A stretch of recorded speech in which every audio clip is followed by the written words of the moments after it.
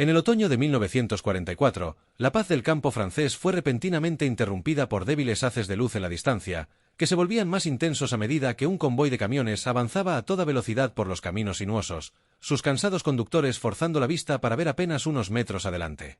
El escurridizo Red Ball Express transportaba gasolina y munición vitales, alimentando los tanques de Patton y manteniendo viva la ofensiva hacia Alemania. Sin previo aviso, el agudo estallido de ametralladoras partió el aire. Al principio, el teniente Charles Beko pensó que eran civiles arrojando piedras contra su vehículo Himmi. Pero cuando el zumbido de un caza alemán sobrevolando le hizo saber lo contrario, saltó de su camión, seguido de cerca por sus hombres. El convoy se dividió. Los hombres tomaron desesperadamente cobertura entre los árboles cercanos, pero la misión permaneció sin cambios. Los suministros debían llegar al frente. Sin el Red Ball Express, el avance aliado a través de Francia se perdería. Durante las primeras semanas inmediatamente después de la invasión de Normandía, los aliados lograron muy poco avance contra un enemigo bien organizado y obstinado.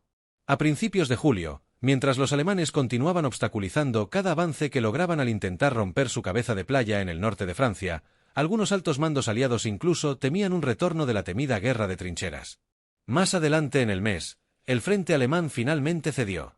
Ahora, el plan requería que el tercer ejército del general de división George Patton se dirigiera al oeste para limpiar los puertos de Bretaña, mientras que el general de división Omar Bradley y las tropas del mariscal de campo británico Bernard Montgomery forzaban a los alemanes a cruzar el río Sena hacia el este.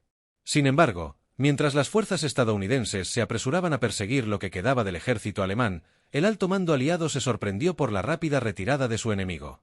Ahora, había un problema mayor. Comenzaron a adelantar sus líneas de suministro, convirtiéndose en un asunto crítico a finales de agosto. Irónicamente, esto se debió a los propios aliados, que, meses antes del asalto del día del 6 de junio, habían enviado cientos de aeronaves sobrevolando el norte de Francia, destruyendo por completo el sistema ferroviario francés para impedir que el infame mariscal de campo Erwin Rommel suministrara a sus hombres en la costa. Pero si los ferrocarriles eran inútiles para los alemanes, también lo eran para los aliados, atrapándolos en su propia estrategia militar.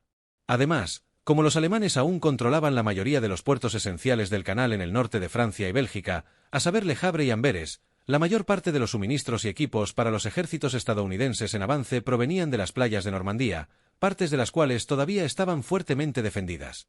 Pronto, los tanques del tercer ejército de Patton y los del primer ejército del general de división Courtney Hayes, que consumían un total excepcional de 800.000 galones de gasolina por día en conjunto, se detuvieron bruscamente, no por acción enemiga sino porque no había gasolina ni un sistema logístico en funcionamiento para entregar las cantidades necesarias. Ante esta situación, los aliados tuvieron que encontrar formas alternativas para mantener abastecidos a sus ejércitos. En estos últimos y desesperados días de agosto, los comandantes estadounidenses, liderados por el brigadier general Ewart G. Planck, realizaron una lluvia de ideas sin descanso durante 36 horas y concibieron la idea del Red Ball Express, un sistema masivo de convoys diseñado para trasladar suministros esenciales desde las playas de Normandía hasta las líneas del frente en avance.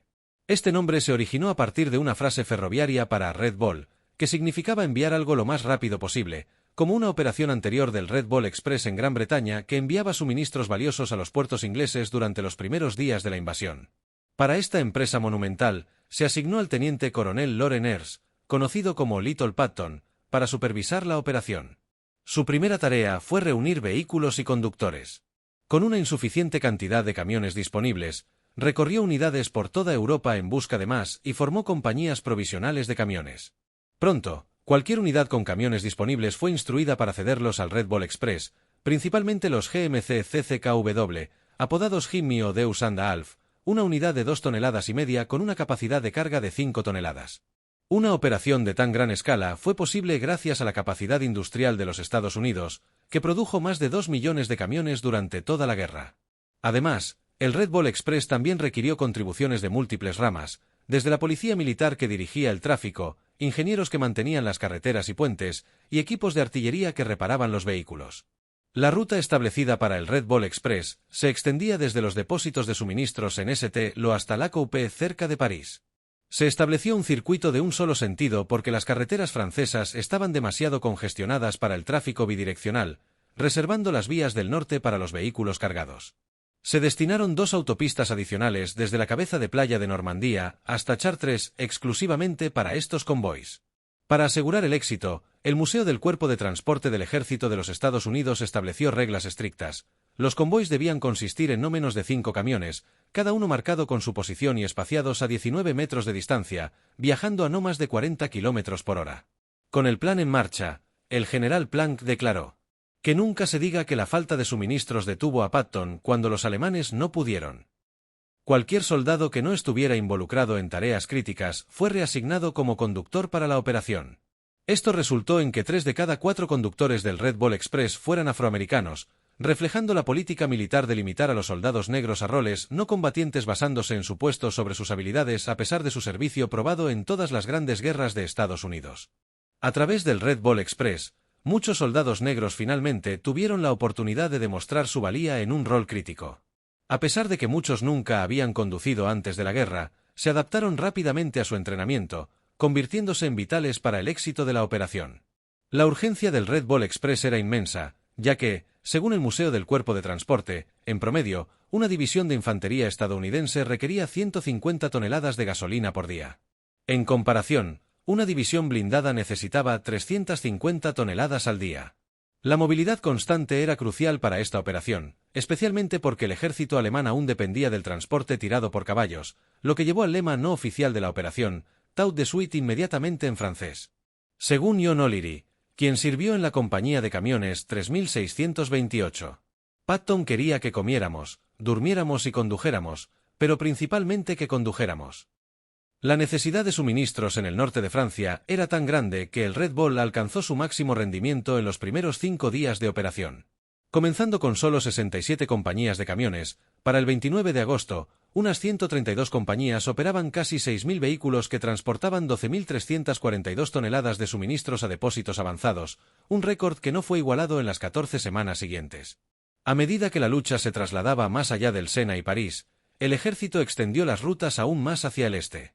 El tráfico civil y militar no relacionado fue estrictamente prohibido en la ruta del Red Ball, una regla aplicada por la policía militar y los conductores.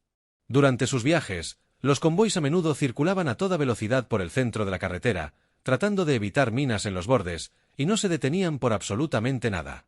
A pesar de las reglas originales, los mecánicos ajustaron los carburadores de los Jimmys, llevándolos más allá de sus límites de fábrica de 50 km por hora, mientras los conductores aprendían rápidamente a quitar los limitadores que retenían la potencia a las subidas, volviendo a colocarlos apresuradamente para las inspecciones. A medida que las travesuras de los conductores de camiones se hacían más y más famosas en las líneas del frente, tanto los soldados británicos como los civiles franceses sabían que debían despejar rápidamente la carretera cuando pasaban los convoys del Red Ball. Los vehículos viajaban en convoys, cada uno con un número que marcaba su posición, con un jeep de delante llevando una bandera azul y un jeep de limpieza en la parte trasera con una verde. Con tantas operaciones diarias, las baterías de los vehículos se agotaban, los motores se sobrecalentaban, los motores se quemaban por la falta de grasa y aceite, las transmisiones eran llevadas a sus límites, los pernos se aflojaban y los ejes de transmisión se desprendían. En el primer mes solo, los camiones del Red Ball pasaron por 40.000 neumáticos, la mayoría de los cuales eran reciclados y reutilizados, a menudo regresando de los depósitos de reparación pegados y remachados nuevamente. Mantener el flujo de suministro significaba que las reglas de mantenimiento a menudo se ignoraban. Un dicho común en ese momento era: los camiones del Red Ball se rompen, pero no frenan. Inicialmente creyendo que el ruido provenía de alguien arrojando piedras a metal corrugado, al darse cuenta de que en realidad era el ruido de ametralladoras desde arriba, saltó de su vehículo y se dispersó junto con cientos de otros conductores asustados, tomando cobertura en zanjas mientras los aviones enemigos atacaban. No obstante, sus esfuerzos fueron muy apreciados por los altos mandos. En su comunicación de octubre de 1944 al Red Ball Express, el comandante supremo Dwight D. Eisenhower, quien en los últimos 2 meses había presenciado de primera mano cómo los conductores evitaban un desastre logístico durante el avance aliado a través de Francia, declaró: "Recae sobre ustedes la tremenda tarea de llevar suministros vitales desde puertos y depósitos hasta las tropas de combate, cuando y donde se necesitan tales suministros, material que sin ellos los ejércitos podría fracasar. A ustedes, conductores y mecánicos y sus oficiales, que mantienen los vehículos del Red Ball en constante movimiento, deseo expresar mi profundo agradecimiento. Están haciendo un excelente trabajo". Para el otoño de 1944, la mayoría de los alemanes habían sido expulsados de Francia y los Países Bajos que habían ocupado por la fuerza casi 5 años antes. Los aliados habían capturado y restaurado puertos clave del canal, especialmente Amberes, y reparado los ferrocarriles franceses, mejorando enormemente su capacidad para mover suministros hacia Europa. Con el flujo de suministros aliados a través del continente, principalmente gracias a los hombres del Red Ball Express, se necesitaban menos convoys para realizar el largo viaje desde Normandía hasta las líneas del frente. Ahora, víctima de su propio éxito, la ruta logística se dio por terminada oficialmente en noviembre de 1944. Pero no antes de una última prueba.